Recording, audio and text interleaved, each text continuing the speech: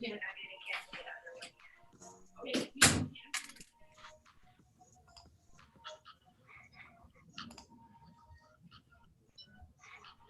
afternoon, everyone, and thank you for joining ARC's Fireside Chat. Today, we will be talking about Proposition 20, move our community forward. So it's no on 20, and let's move our community forward. Before we get into discussion and introduction of the amazing human beings that will be discussing this topic today, I'd like to give some instructions as I do every week. So if you're on the computers, please take a moment to look down at the bottom of the screen. You'll see a ribbon with multiple icons. So if you click on the chat box or the Q&A box, you can literally send us questions live. And as time permits, we will answer those questions live. Okay, so please feel free to add questions to either the chat box or the Q&A. We prefer Q&A so we can keep tab on which ones we've already answered. Again, thank you so much for joining us this week.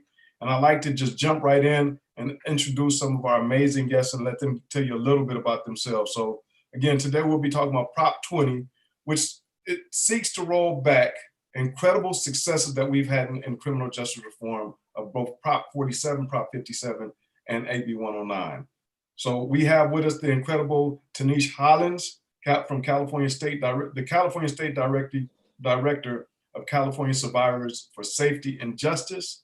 We have the incredible Dan Seaman from Grace Public Affairs, and our very own Dominique Davis, an incredible human being, a member of the Anti-Recidivism Coalition.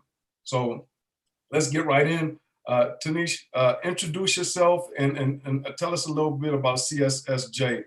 Take a minute or two, please. For sure. Thank you for having me, Sam.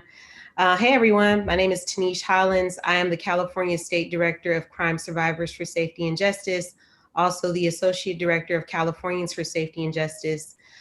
We are a crime survivor network on the crime survivor side of more than 12,000 crime survivors, mostly Black and Brown and from impacted communities, who are coming together to push a new agenda for public safety that really does call for less spending and investments in the criminal justice system and more investments in prevention, healing, reentry services, things that are actually going to produce safety in our communities. Californians for Safety and Justice is one of the organizations that led the work around Prop 47 and 57. And so our survivor network has been a partner in that over the past 7 years, using our voices and our stories to really help leaders and legislators understand why we need to make those shifts. On a personal level, I'm a native of San Francisco from a community called Bayview Hunters Point. I grew up, at the height of the crack era and saw that impact on my community, how mass incarceration and victimization really terrorized and broke a lot of our relationships. Unfortunately, I lost 2 brothers and many other family members to gun violence. So this work is personal for me. Long before I had those losses in my family, I was committed to pulling my community together and helping folks understand what we need to do to heal. And where we need to be putting our attention if we want safety. So I'm honored to be here and participate in this conversation with y'all. Thank you, Tinisch. We greatly appreciate you being here and looking forward to you sharing your insights with us. Dan, introduce yourself and your history with Prop 47 and 57, please.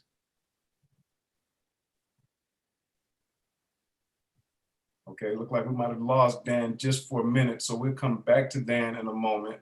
And we'll jump to our very own Dominique Davis. Please introduce yourself. How long have you been with ARC? And what are you doing right now? Hi, everybody. My name is Dominique Davis. I've been a member of ARC for the last 2.5 years. I am currently a bail instructor at the Bail Project in Los Angeles, and I'm happy to be here with all of you. Thank you. Thank you. Dan, introduce yourself and tell us how long have you, tell us your history around the work of Prop 47 and 57. Sure. Thank you, Sam, for having me here today. And thank you, Dominique and Tinisch as well, for addressing this important topic. My name is Dan Seaman. I'm currently with Grace Public Affairs, which is running the No on 20 campaign. And I was most recently with Governor Newsom's administration and Governor Brown's administration before that, advising both governors on criminal justice reform matters.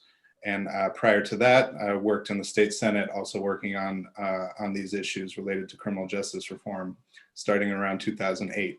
So I was sort of been on the inside of institutions over a period of big change in this arena, and really have been able to have been blessed to work with some amazing people and move the ball forward on step by step, brick by brick, building an actual justice system, something that we can fairly call a justice system, as opposed to what we've had for the last 30 years, most of my life, and here in California.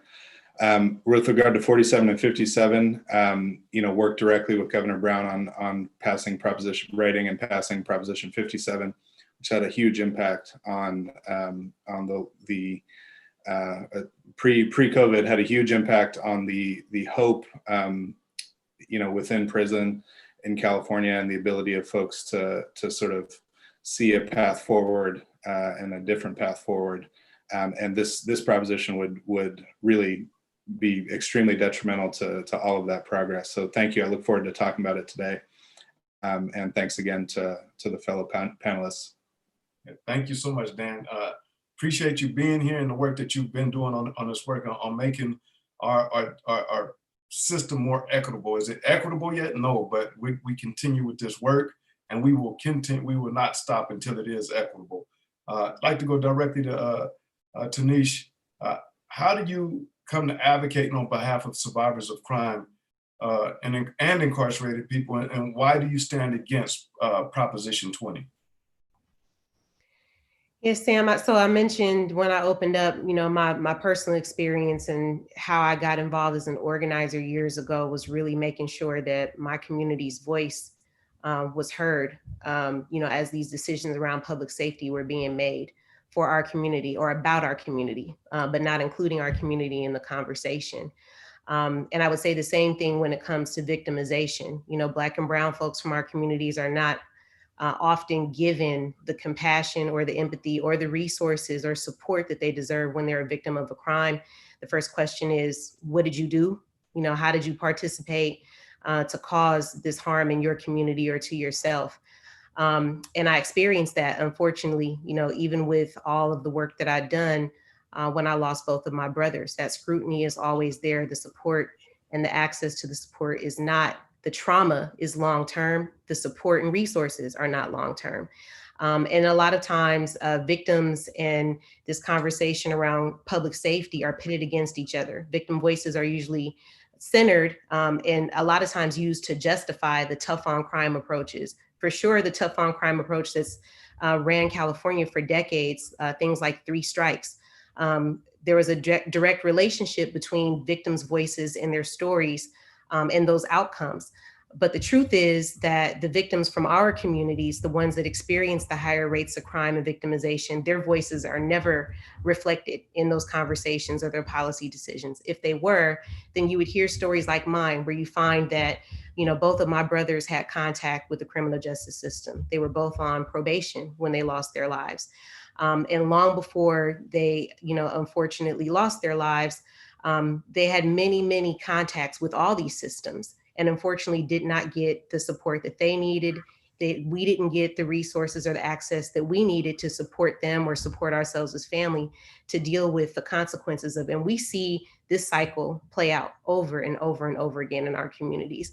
So to be, in a conversation right now about Prop 20, as a survivor, for most of us, for the majority of us who want long-term public safety, we already recognize that pumping more money into the criminal justice system is not going to get us there. We've already had the highest rates of incarceration in the country in California. It didn't keep any of us safer. And then we talk about the investments. There was, in all of the decades where we've invested into the criminal justice system in tough on crime, less than 1% of those resources actually came to communities for victim services, for survivors to get the support that they needed. So it's important, for survivors like me and others who are in our network around the country, and especially here in California, to be in this conversation, to bring our stories so that people can understand the intersections and how, you know, moving in the direction or moving backwards is not going to help us achieve safety. And actually, it's all rooted in, you know, the racial and systemic injustices that we've been experiencing for years. It's time to stop, and we have to move forward in a different direction. Thank you so much, Tinisch. You just literally, I'm thinking, and you said it. Systemic racism is something that we're talking about changing. Like, and Dan, you talk about brick by brick, removing these issues, like the lack of compassion that the criminal justice system that has afforded our communities that are Black and brown that fill these institutions. And if we just look at it right now, the opioid epidemic. When it was crack, it wasn't about healing or taking people and making sure they had treatment. It was lock them up, and we had this huge prison boom. And like, let's just continue to put these bricks in and build and build and build. And now here we are at a point where, in the first time in 30 years in California, our prison population is below 100,000. And now you have something like Prop 20 that says, you know what, we want to make it go back up to 178,000. That's how I read it. We don't want to give compassion. Prop 20 literally says we don't want to give compassion to people of color. That's how I read it. And so when we talk about changing the system and removing the systemic racism, this is part of it. Pushing back on legislation like this that will hurt people of color, that will hurt our communities, that are not giving compassion and that are under-resourced. Dan, you spent time working in the California governor's office, as you said, especially on Prop 47 and 57. What does Prop 20 undo, and why is it harmful? Yeah, I mean, that's the question here really is, if you peel back the lies essentially of the Yes on 20 campaign in terms of the rhetoric, and you peel it back and you actually read the language of the proposition, you look at the policy behind it, it does not tweak or fix or slightly change recent reforms. It guts recent reforms. It goes back even further to where we were before Prop 47 and before 57 and before 109, to a place where, you know, specifically, we would have one of the lowest felony thresholds in the country for petty theft. Nonviolent petty theft would be $250. You could have a felony consequence for that. That's stealing a bike. That's stealing, a bottle of alcohol. Just for comparison, Texas and South Carolina, their thresholds are $1,500 and $2,500. So we would be completely out of whack from states that are not considered stalwart reform states. It's really, really disingenuous. The threshold before 47 was $450. So they're going way beyond that. They're not fixing anything. What they want to see is a carceral response to every crime, every violation of a social norm for whatever the reason. The response should be jail, prison, probation, law enforcement supervision. That's the only solution that they see. And they don't see that what we've done over the past 10 years is actually follow research, follow science, follow experience, follow the voices of actual crime survivors like Tinisch, and actually listen to them as to what they actually want, instead of using them as a political pawn to say, victims support tough on crime policies. If you actually listen, no, they support reducing victimization, which means rehabilitation, it means restorative justice, it means funding and trauma recovery. So all of these things are not relevant to the Yes on 20 side. They don't believe in them. It's an ideological barrier. These are police unions and prison special interests exclusively, along with a couple misguided elected officials and district attorneys. Other than that, there's no support for this policy. This is really just folks who feel that they lost something through recent reforms, and they want to return to a broken system, which, we don't have to guess. We have 30 years of lived experience here to know how this works out. These are billion-dollar policies with no benefit to communities. We had a higher crime rate. We spent more money on building prisons. We cut our education budget. We did all the things that would result in less safety, and we tried it for 30 years. So we know what that means. I'm getting off track. You asked specifically what it would undo. 47, it would undo it would reduce that felony threshold. By doing that, it would directly cut trauma recovery centers, which are funded through the Prop 47 savings. So they're actually cutting victim services at the same time as they're speaking out of the other side of their mouths, trying to say that this is somehow helping victims. With regard to 57, it would take a list of crimes and basically remove the ability to program your way towards potentially an earlier parole hearing before the parole board. So it's not early release. 57 basically just created the incentive to program your way to an earlier hearing in some instances. This would revoke that, essentially saying, we don't want you to rehabilitate while you're in prison. We want you to just sit in the cage and be there for decades. And somehow when you do get out, because 95% of the folks in state prison do return to our communities, somehow that will have solved the problem and will have helped you figure out a way to move forward with your life. It doesn't meet the common sense test. So they're removing credit earning, they're removing rehabilitative incentive in prison, they're incarcerating more people for low-level nonviolent offenses. And with regard to AB 109, they're returning us in direct contradiction to what even probation chiefs, even probation professionals tell us is the right way to go. They're disregarding that, and they're going back to a system where basically we have 3 strikes and you're out with regard to probation violations, no matter how minor that violation might be, whether you missed the bus and missed an appointment, whatever it might be, 3 times and you're going into possible revocation proceedings through the courts.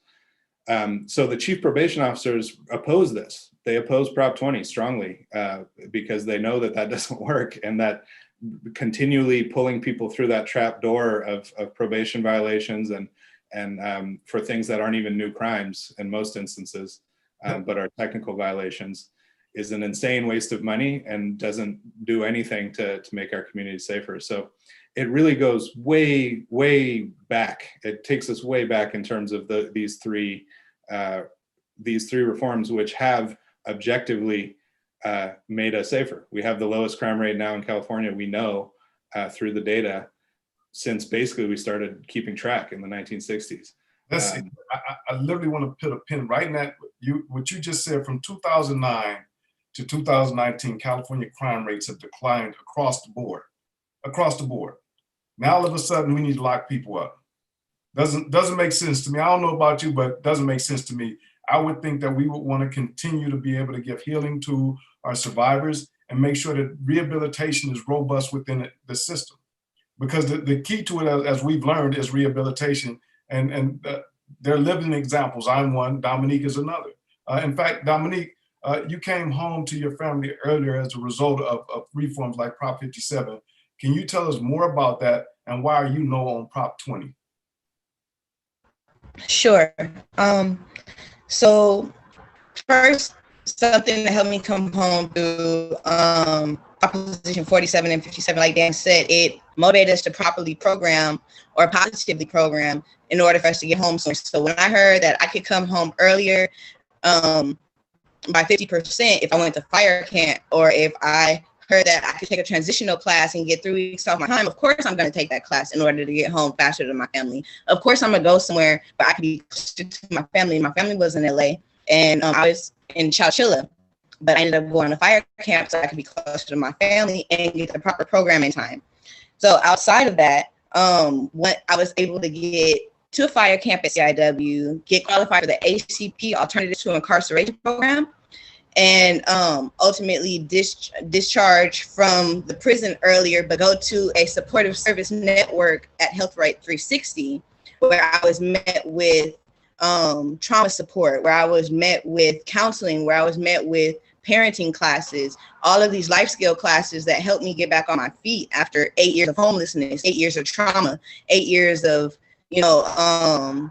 addiction, you know, without the programming from Prop 57 and 47, without the without the incentives of the housing, through breaking barriers for the AB 109, without the funding for different organizations to take us AB 109 nonviolent offenders, and the support of probation. Even as someone who went through probation for 12 years on and off again, I can tell you that after 47 and 57 came into place, probation took more of a supportive approach to my care. I was able to discharge this last time. Like, I've never been able to discharge probation or parole. It's always been a reoffense. But I found the support necessary for me to thrive and to grow.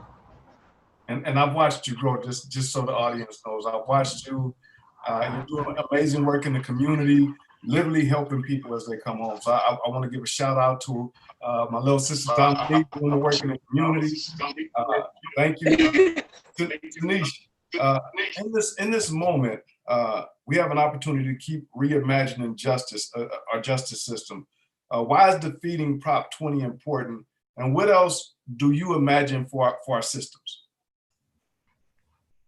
Yeah, that's a good question. You know, in order for us to really achieve safety, we have to be making the investments in the things that are going to help us heal and rebuild our communities.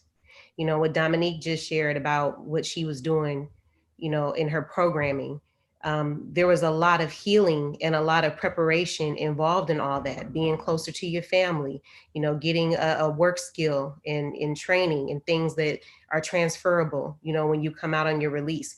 And now we're pushing legislation to make sure you actually get access, right? Like you actually get jobs and, you know, are able to get compensated for that type of stuff. That's important. You know, if we're not doing that, then everything is a short-term solution, right? It's a Band-Aid fix. And what we really want is we really want long-term safety. And I think there's a narrative that, especially in Black and Brown communities, that we're not interested in safety at all. And, you know, again, that all of that, you know, racial, the racial and systemic injustice is embedded in all of that. But we have an opportunity right now. And not just, you know, in defeating Prop 20, but, you know, nationally, there's a conversation that's happening right now about racial injustice, and especially as it relates to Black folks and brown folks in this country. We have an opportunity to reimagine all of our systems. But the one in California, you know, this criminal justice system, we've relied on it too much for everything.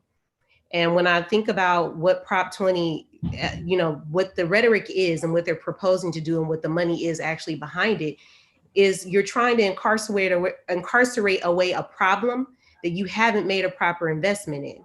Mental health, substance abuse, housing, right? We need to do a better job as a state of making sure that we have the resources so that people get what they need. And then trauma. You know, the majority of people that go into a criminal justice system have been a victim or experienced some type of trauma at some point in their lives.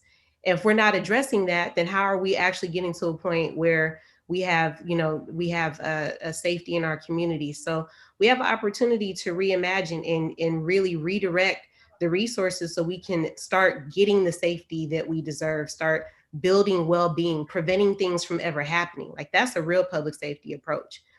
And so it's important. Want to share, we had a question in the box earlier too. Thank you, Tinisch, first and foremost. That insight is powerful. Matthew Connett says, great point. So who's funding Prop 20? So I know, just to double check my facts, I went on the ballot initiative, wanted to make sure that I had the facts. $2 million of it has come from the Correctional Peace Officers Association, the CCPOA, and the majority of the rest has come from police unions. And so if we think in terms of, why would you want to do this? Like, if you want to strip away rehabilitative programs, if you don't want people to heal, why would you want to? You would want the best for your communities. And so when we start asking these questions and just applying logic, especially when you say, again, from 2009 and 2019, across the board, crime has went down. What makes you think that you need to put more people in jail? And it goes back to, people are doing this because it aligns with benefits their pockets. Quite honestly, at least in my opinion, as I see it, And it also has a definite, to me, tone of racism, because the people that are going into these systems are Black and brown. Again, I always go back to the opioid epidemic, because if we wanted something better, we'd say we need to treat addiction, we need to find a solution to homelessness, and we need to make sure that people that have gone through trauma, violent crimes, have a way to be able to heal. And that's where our money and our investment should actually be going to. I want to ask you one other thing, Tinisch. Can you tell us about the work around Prop 20 with CSJ and CSSJ are doing, and how does that fit in line with CSJ's overall work? Because you all do some amazing work on a greater level, and want to just like inform our audience that are listening right now. Yeah, I think, our biggest role in this is education. I mentioned earlier that in these conversations around public safety, crime victims and, public safety are, the crime victim voice is usually used, and in this case with Prop 20, exploited. The survivor experiences are exploited to justify why we need these changes, right? Like why we need to take a tougher approach. So the work that we're really doing is educating folks and helping them understand, our survivors, folks who are formerly incarcerated, and other folks who have skin in the game. Everyone who has a vote to cast has skin in the game right now, to understand, where your vote matters, because your understanding of what the issue is also matters, right? And understanding how are we defining public safety? Are we defining public safety by, diverting a problem to a system that we already know will fail to give us safety? Or are we talking about actually putting investments into our community that are going to get us to where we need to be, so that we're not experiencing crime the way that we are? So I think our biggest piece is really that education, bringing survivors together, bringing folks who are formerly incarcerated together, bringing people who work in these systems into the conversation, and really, listening. We've had, folks who have worked in the criminal justice system for decades come out and say, we know this is a failed approach. Like we know, because we've lived it, we've lived with the lessons learned, and we know that moving in this direction is not going to give us what we need. So it's the public education piece for us, and really making sure the folks are well informed, engaged in the conversation. Thank you so much, Tinisch. Greatly appreciate your amazing work that you all are doing. Want to share something else. So, I don't want to get too far into the weeds, but I would like people to understand one of the things that this proposition says, that nonviolent prisoners will be eligible for early parole consideration. Let's stop and think about, what is early parole consideration? And most of the public doesn't understand. You go before the Board of Parole at hearings, which is made up primarily of former law enforcement. So they're not going to just give you a free get out of jail card. You got to demonstrate that you're no longer a threat to public safety. I had to go through that process, and it's not an easy process. It's tough. So it's not like it's a get out of jail free card. You have a body, the Board of Parole hearings, that makes this determination. And the Board of Parole hearings are made up primarily of former law enforcement. I don't know how people cannot, or how this initiative does not honestly put that out there, that it's not getting out, it's not being released early. It's literally, you're going before a body of former law enforcement to determine if you're currently not a threat to public safety. So wanted to touch on that piece, so that the public can better understand that this is a scare tactic. It's something meant, the wording, I've read the verbiage, is literally meant to scare people into voting. And to be honest, like, our elected representatives should not behave that way, in my opinion. You should not put forth laws like this. You should be looking at making our communities united, whole, and safe. Dan, what is Grace Public Affairs work around what is the work around the Grace Public Affairs work around Prop 20? How does that fit within the larger context of Grace's work? Yeah, so we're running the No campaign on Prop 20 along with some other folks. So, my personal work focuses around, aside from Prop 20, around other matters of criminal justice reform. I don't mean to, I apologize for interrupting, Dan, but I know Tinisch has to jump off at 12:30. and want to just like really tell you thank you for being here, sister. We appreciate you, and we love and appreciate the work that you're doing and how you're representing. We stand with you, beside you always, sister. Appreciate you. Thank you, Sam. Good to see you, Dan. Dominique, it's nice to meet you. I'm a huge fan of ARC's work. You know, everything you do for folks who are in custody and coming out of custody and really being on the front lines of this fight for justice for our people and reducing incarceration. It's important. I said yesterday in a press conference that every male member of my family has had contact with the justice system. I'm trying to make sure that my son is not one of those. And it's not because we're bad people or because this is what we want. It's because of the way these systems are designed. And so I'm proud to be working with y'all to dismantle these systems and get us and our communities what we need. And anytime y'all need me, I'm here. So look forward to doing more with you. In solidarity, sister. You take care, stay safe. Y'all take care. Again, I apologize, Dan. I want to just give Tinisch an opportunity to say farewell for the moment.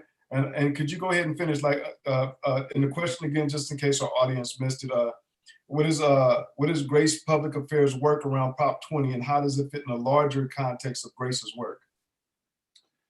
Yeah, so Grace Public Affairs is a public affairs firm in Sacramento. One aspect of our work is to run the No on 20 campaign, along with some other folks, and in close coordination with crime survivors and Californians for Safety and Justice, among others, and appreciate ARC's support as well.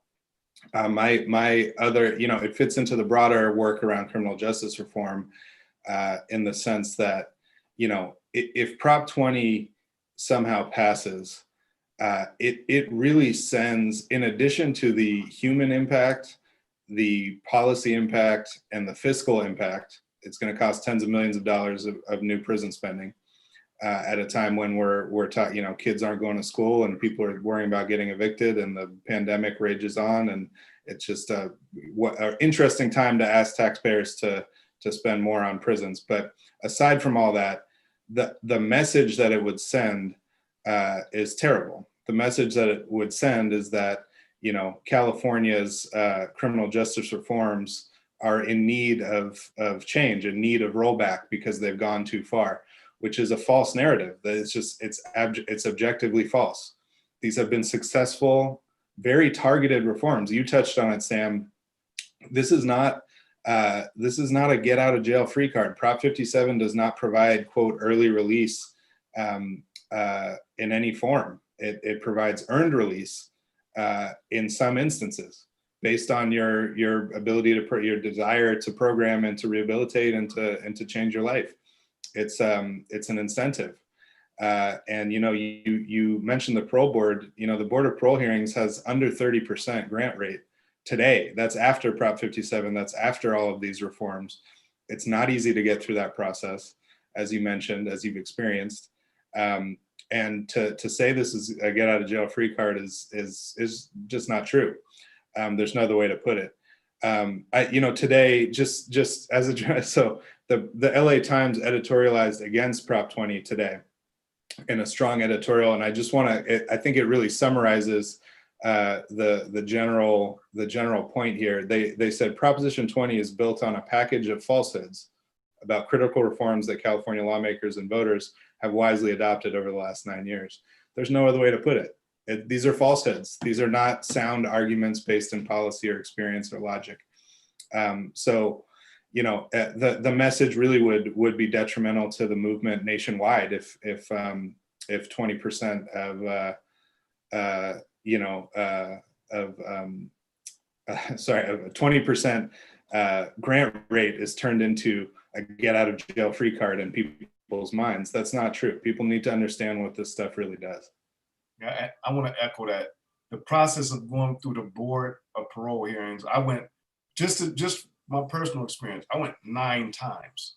So they denied me 8 times, and rightly so. I have no complaints about how many times, but when it was time for me to go and I was ready to go, I came home, and I've been doing work in our community, paying taxes in our community, helping youth in our community for the past 9 years. So the board literally makes sure that there's that layer. It's not a get out of jail free card. Dominique, what hopes do reforms like Prop 47 and Prop 57 give incarcerated and system of all people? Like, what kind of hope does it actually give? Well, Sam, like I touched on earlier, prior to my incarceration, I had been homeless for 8 years. Sleeping on the streets, sleeping in abandoned houses, whatever I could do, sleeping in motels with no means of help, no means of support. Prop 57 and 47 provided funding to organizations to help me get housing. They provided incentives for employers to hire formerly incarcerated people and train them and give them skills through maybe the community, even through the community health worker program, so it provided us career objectives other than the social norms. It made me think about career aspirations that I would have never considered prior, or without even the expungements, being able to have my record expunged and sealed, and it provided a lot of hope. It provided services I never thought would be available to someone who was formerly incarcerated. Growing up, I was taught, like, once you get a record, you're going to always have a record, and it's a revolving system, so once your name's in that system, it's always going to be there. But now it's given me hope to clear my record and get back on my feet and put that behind me. Thank you, Dominique. And again, I'm so proud of you as I've watched you do your thing in the community and help so many people. A couple of questions have come up for Edgar Castillo. Journey have asked, how do we promote more on Prop 20? So here's something that many people, Dan will share more, and here's something that many people don't realize. Most people have at least 500 to 600 friends on Facebook. Go on Facebook and say no on 20 and explain why. Like, share, like, go live on Facebook, post on Facebook, post on Instagram, ask your friends' friends to do this. Because if we really, we've been in the streets marching and we've been asking for a fair system. We've been asking for justice. Okay, we've got the attention. The world is saying, you're right. We need to change this. Now we need to galvanize people. So on November 3rd or before, vote no on 20. Like, put it out there. Share with your friends. Share with your cousins, your homeboys, whoever it is. Share with them and tell them this is the reason why. We want to continue to have a system that's becoming more equitable. If we want to continue to decrease the number of people that are in prison and make our communities whole and safer, we need to vote. The marching part was one part. The second part, a call to action right now, make sure that people vote for this piece of legislation, vote against this piece of legislation. No on 20. Dan, do you have ideas in terms of how do we get this out even and broader in the community? Yeah, I think you just said it, Sam. I mean, it's in terms of amplifying the no on 20 message, telling your friends, telling your family, posting on social media. That's all helpful. Voting as soon as possible. Don't wait till November 3rd if you don't have to. And one of the issues, California is notorious for having a really long ballot. There's a lot of propositions. There's a lot of local races. People want to vote for president, and you may have friends and family who vote, but it's important that they make it all the way down the ballot. So that's a big thing in terms of even your friends and family who you think, oh, they're cool, they vote every time, they're going to vote for Biden or vote for president or vote for this race or that race. Still reminding them, hey, don't forget about 20. This is really important. You have to get down there and vote no, because as people drop off, we could be winning in an overall sense, but if people don't actually make it down the ballot and check that no box, they could, the other side could squeeze out a victory. So it's really important to like you said, just use whatever avenues you have in terms of social media, emailing, texting, or just talking to your friends and family about, remembering to vote on these propositions and specifically no on 20. Absolutely. So again, whatever means you have, whether it's Facebook Live, Instagram, telephone, carrier pigeon, whatever means, inform your friends and family to vote no on Prop 20. The other thing, I want to actually point out something else that you said, Dan. Most people are focused on the presidential election, which is, of course, that's an important election too. But understand also that you have a number of propositions that are on the ballot and other people that will be that are running for office that need to be voted on. Be informed, take time, do the research, and answer all of the questions, yes, no, and who are you voting for. On the state level, there's impact for your everyday life. On the local level, meaning county or city, there's direct impact, your school boards, your district attorneys, all of these things. Your sheriff is an elected official. So all of these are people that you can vote for or vote against. But you have to be informed and you have to vote. And when people say that they're not voting, literally what you're saying is that I don't want a voice. I don't want to be heard. Your vote is your voice in this instant. Dominique, in this time of reimagining how a system can treat people, what do you imagine? Like, how can we make our system better? Or like, in your imagination, what do you see? In my imagination, I see more care through mental health, holistic healing. I see long-term housing for people who are homeless or experiencing a housing crisis.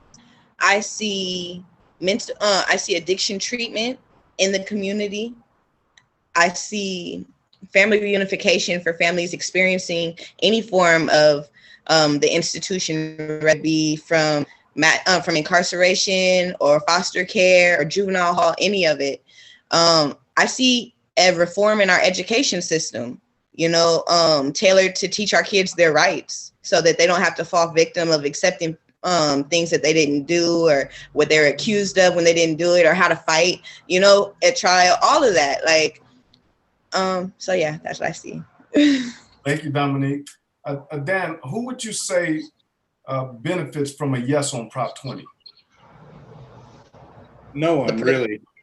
Even the people who are proposing it and think, in their minds that this will somehow, change things for the better, improve, improve things from their perspective. It really won't. We already know this. We don't have to, like I said earlier, we don't have to guess. The outcomes that they think will come about because of this proposition will not come about. There will not be more public safety, which is what they're arguing for. There will not be more services or respect for victims of crime, which is what they're arguing for. Those things will not happen. There will be less safety and there will be less services for victims of crime. And we know this because we've lived it my entire life and most of the last 3 decades.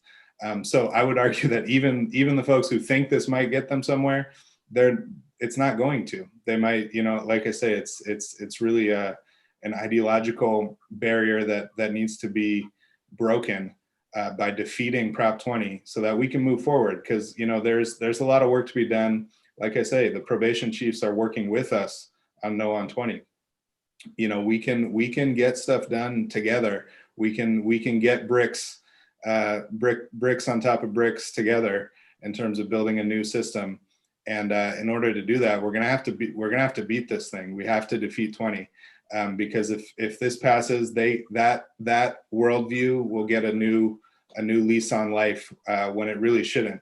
By any measure, any objective measure, it has failed, and it has failed everyone involved.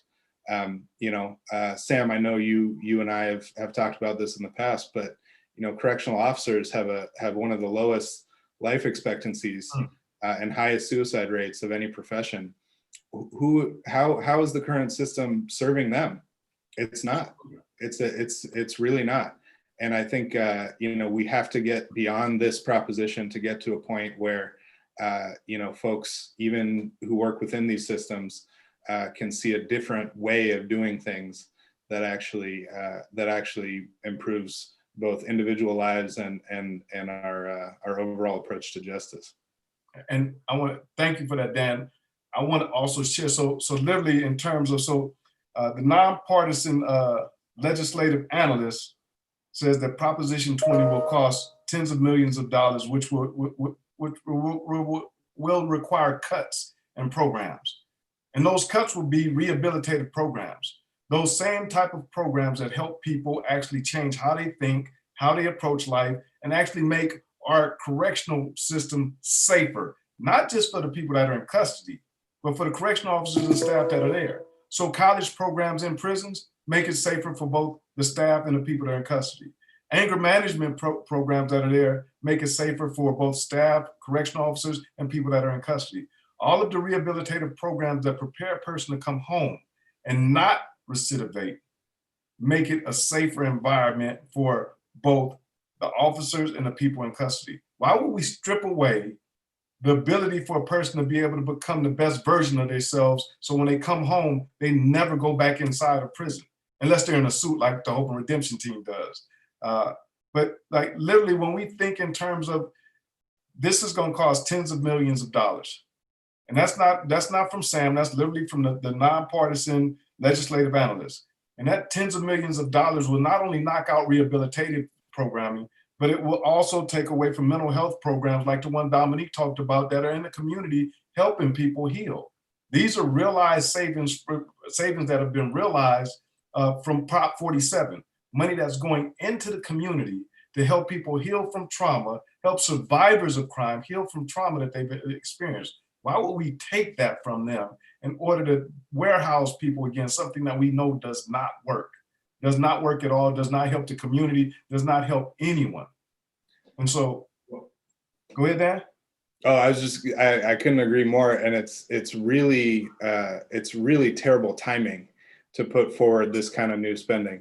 Governor Newsom announced in this year's budget that the state of California, for the first time in my lifetime, and anyone I can remember who's worked on these issues, is going to be closing 2 state prisons at a savings of multiple hundreds of millions and potentially billions of dollars that can be reinvested in other purposes, including education and crime survivor services and mental health and all the things that we've been talking about today. That's happening. That announcement is out there. They are closing a prison, and they're gonna keep going down that path. And to right at that very cusp of seeing these reforms work over years of work and years of effort from folks in the community, from elected officials, from everyone, right at that moment where we're going to realize those savings, put those dollars back into programs that we need, they're asking us to put tens of millions more back into incarceration. So it couldn't come at a worse time, and it does not make sense. If you want to look at it without a policy lens or without any kind of humanistic lens, just look at it at dollars and cents. This is a bad investment. It's not good use of money, and it's coming at a time when we're about to have real savings in the system that we can put back into making sure people don't end up affected by these systems in the first place. Thank you, Dan. And so we had a question: which prisons are they closing? So I do know that the governor announced that DVI, dual vocational facility, in Tracy, California, will be the first one closed. I'm not certain if a second has been selected, but the announcement was that in the next year, DVI will be closed. And DVI was built in 1953. It cost $180 million to run that institution in normal circumstances. And that's what the budget is. And oftentimes that budget goes over. And so we do know that was in a press release a week or so ago. Both Dominique and Dan, I have a question for you. So how does NOAM Prop 20 fit within the larger context of the awakening in our country around racial justice? Dominique, and then Dan. Well, I feel like NOAM Prop 20 it helps us by keeping us from going backwards. We're going back because if we vote, it keeps us from going backwards, basically. Like Dan said earlier, there was a 3 strikes law not too long ago under the Bill Clinton administration, I believe, that grossly took away so many people from our communities, men, women, children, and negatively impacted our community forever. Plenty of us know loved ones still sitting in jail right now, 3 strikes law for for petty crimes after maybe a major one, but there's rehabilitation for those type of people, and now they're threatening our funding and threatening how we're trying to piece back together our communities in the Black and Brown community, Black and Brown neighborhoods. So I think it'd just be detrimental if we don't vote no on 20. It'll be detrimental if we don't. Dan, how does a no on Prop 20 fit within the larger context of the awakening within our country around racial justice? Yeah, I mean, I the way I see this is the yes on Prop 20 is sort of the last gasp of a tough on crime policy era in California, and they're really trying to sneak one more in here, and it's coming at a time when people are, you know, communities of color have known this for forever, as long as this country has existed, but it's coming at a time when everyone in our society is literally marching in the streets asking for systemic change. And you know, the time they're asking voters to directly contradict what is being asked for by the people. So really, a no on 20 vote will put the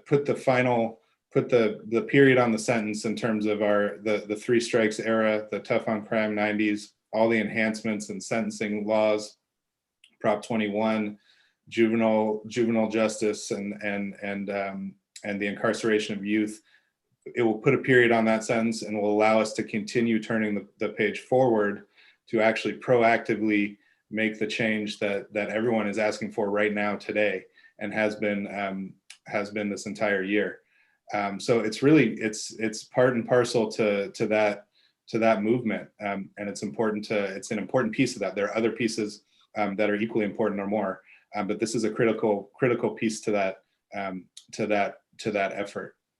So I'd like to add, in California specifically, and in comparison to the rest of the nation, California had the third biggest prison population, second only to Texas and Florida.